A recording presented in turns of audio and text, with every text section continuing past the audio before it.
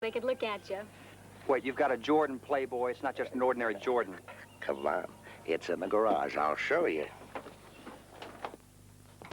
I don't say it's in running condition, far from it. But it's a Jordan and a Playboy, and I've had it since I was 20 years old. Beautiful. Oh, Lord, that's a beautiful automobile. Yes, it is. It surely is, and I'm glad you think so. You know, not many young people would appreciate it. You know, there's an old ad, one of the famous ads for the Jordan Playboy. And the headline reads, "Somewhere west of Laramie." It goes on to speak of this brawny, graceful thing that revels with the wandering wind and roars like a Caproni biplane.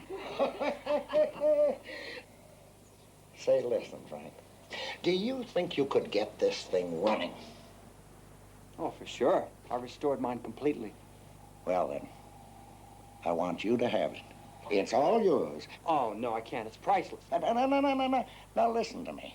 If you can get this car running and looking good again, all I want is the joy of driving it just one more time.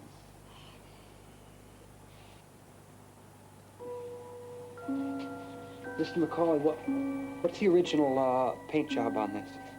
Well, it used to be a beautiful forest green.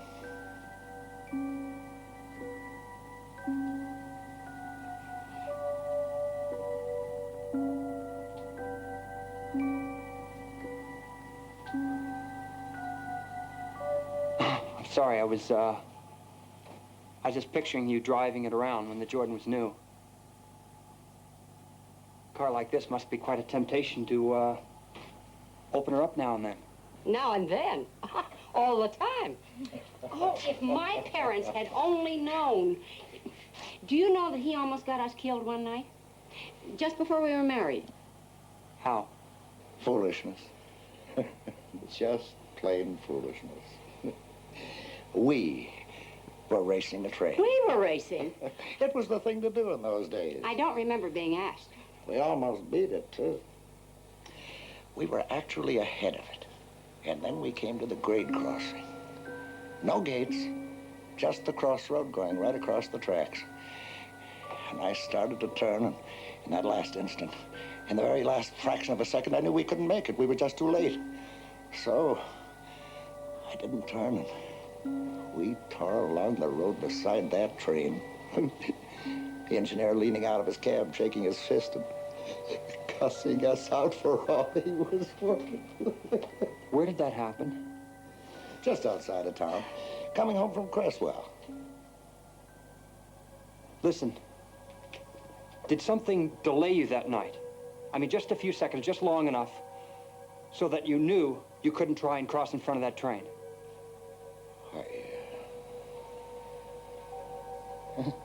I don't know. Like what?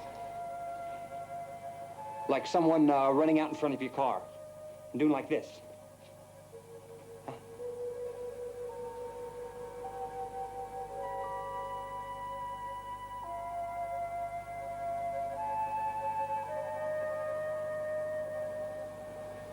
No, Frank, I'm afraid not. Why? Oh, I don't know. I just kind of figured that's the way it happened. Not important. You know, I don't even remember why we were in Cresswell that night.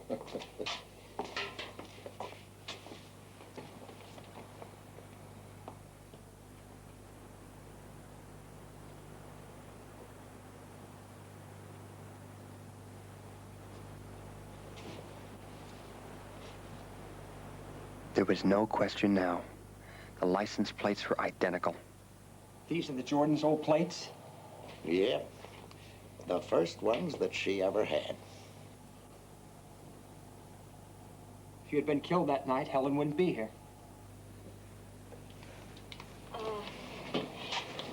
Frank, we gotta get going. Huh? We've gotta get going. We're late. Oh, okay. I'll get her running for you, Mr. McCauley. Fix her up just the way she was. Give her a second chance, eh? Or a third.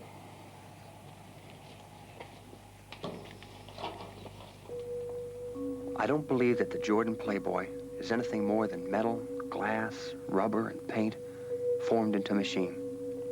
And yet, I can't stop myself from feeling that when that old Jordan was restored by me, given a second chance, as it were, it went back to the time and place that would give Vince McCauley and his girl a second chance, too. Because someone on that July evening in 1926 had dashed in front of their car, delaying them for 2 or 3 seconds. I had intruded on that time just long enough for Vince McCauley to change his mind about trying to cross in front of that train, live to marry the girl beside him, and eventually have a granddaughter named Helen, the girl I was one day going to marry. And just like her grandparents did almost 50 years before, we'd leave on our honeymoon in the very same car. This brawny, graceful thing, which revels along with the wandering wind and roars like a Caproni biplane.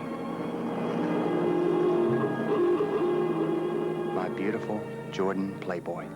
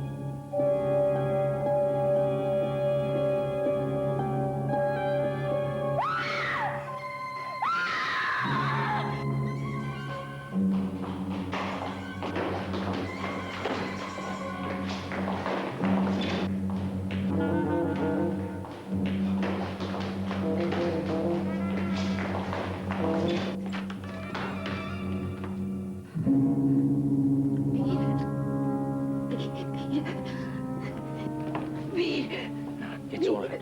It's all right. Carl, please go back to work. Don't speak. No. It isn't. It's just a little.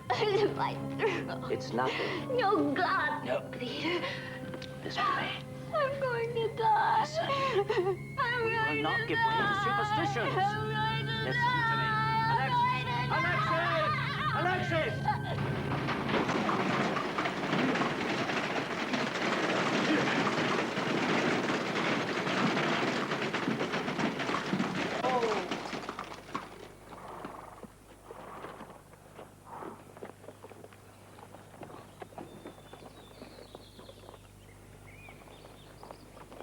Cook, inside.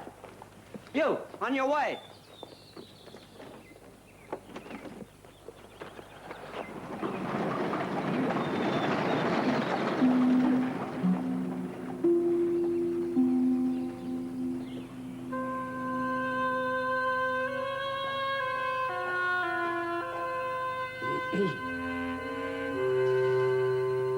Put it on the desk, Carol.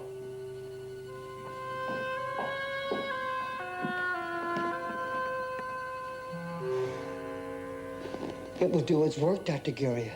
For my wife, yes. Sir? It will reassure her. That is all I can expect of it. Sir? You do not believe that it will stop? I do not believe there's anything to stop, apart from a venomous insect or a rodent. Sir, we searched Madam's room. That will be all, Carol. Yes, sir. Sir, Marie and Cook wish to be discharged. I've dissuaded them for now, but I don't know how long it will last.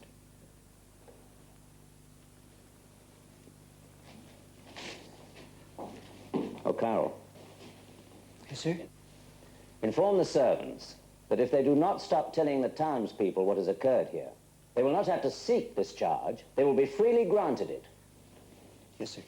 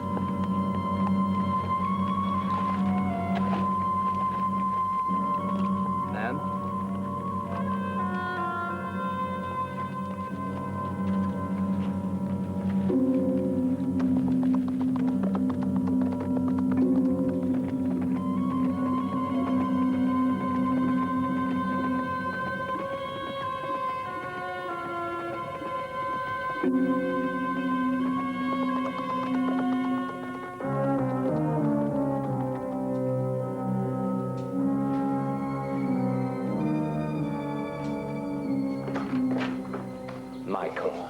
Professor? I knew you would come.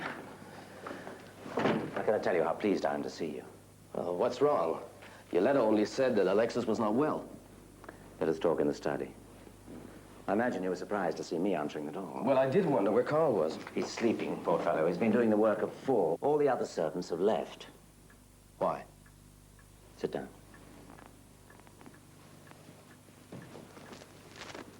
Did you notice how empty the streets were? Yes, I did. Where are all the people? Huddling, terror-stricken in their houses, I expect. I don't understand. You saw what is hanging on the windows and the doors?